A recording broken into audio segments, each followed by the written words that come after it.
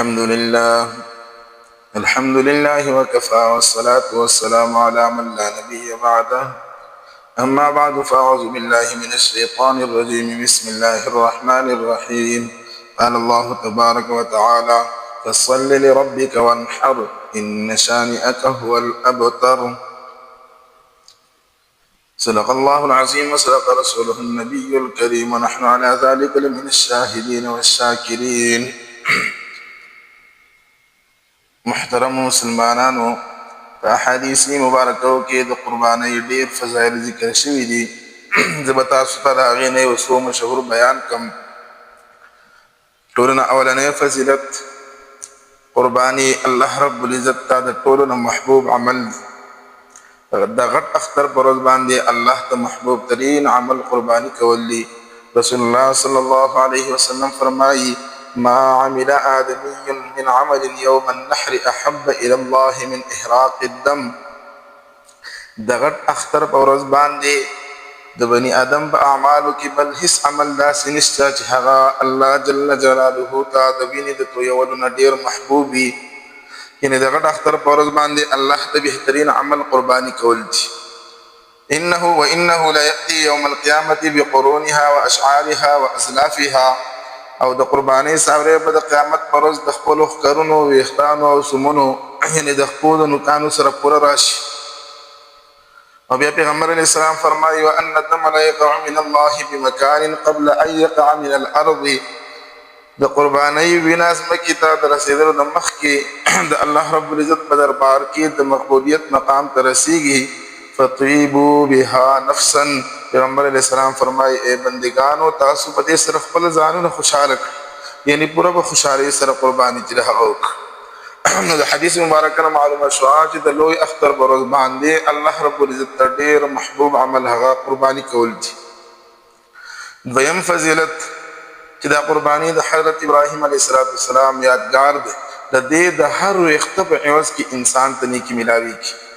حضرت زید بن ارقم رضی الله عنه فرمایي چې د رسول الله صلی الله علیه وسلم نه صحابه کرامو دا تپوس وکړو: یا رسول الله ما هذه الاضاحي. اذا الله رسوله د دې قربانو حقیقت او تاریخ څه دی؟ نبی علیه الصلاة والسلام فرمایل: سنت ابیکم ابراهیم. دا ستاسو د پلار حضرت ابراهیم علیه الصلاة والسلام طریقه ده. حضرت زید بن ارقم رضی الله عنه فرمایي چې موږ بیا عرض وکړو: فما لنا فیها یا رسول الله. دا الله رسول زمون د پاره په دې کې څه اجر دی؟ نبی علیه السلام فرمایل: بكل شعرة حسنه. د څاروي د هر ویښته په عوض کې یوه نیکي ده چې دا به ستاسو په عملنامه کې لیکلی شي. صحابه کرام فرمایي: بیا موږ عرض وکړو: فالصوف یا رسول الله. دا الله رسوله، ایا د وړۍ هم دا حساب دی؟ یعنې د هرې وړۍ په عوض کې به هم یوه نیکي وي، ځکه په بعضې ساورو باندې هغه ویښتنۍ وړۍ وي لکه اوښان او ګړې شو. پیغمبر علیه الصلاة والسلام فرمایل: بكل شعرة من الصوف حسنه.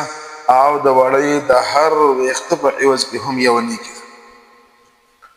ما عزتمندو، که موږ تاسو سوچ وکړو دا څومره د خوشحالۍ خبره ده.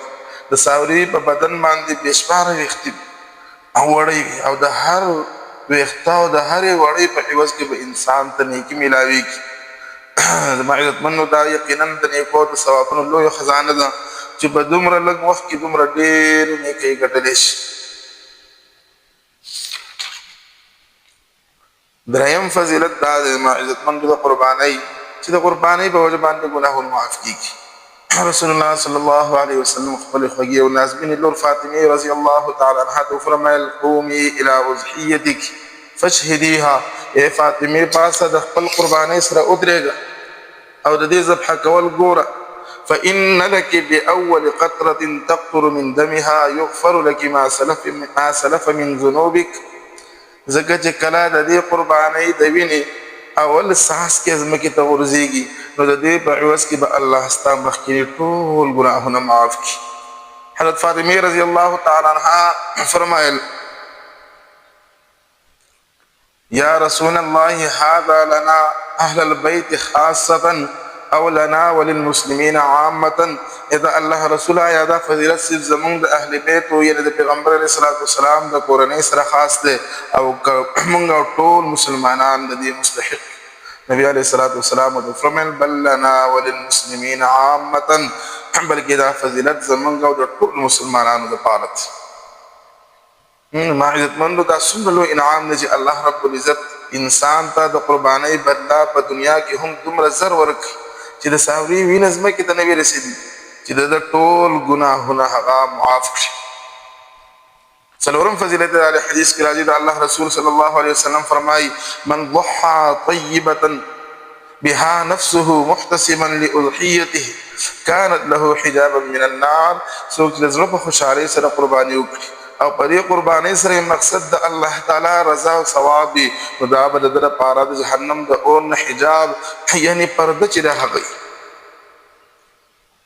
پنځم فضیلت بعضې احادیثو کې راځي چې د قبر نه د راپاڅېدو په وخت کې به قرباني د بهترینې صلۍ په شکل کې هغه موجودېږي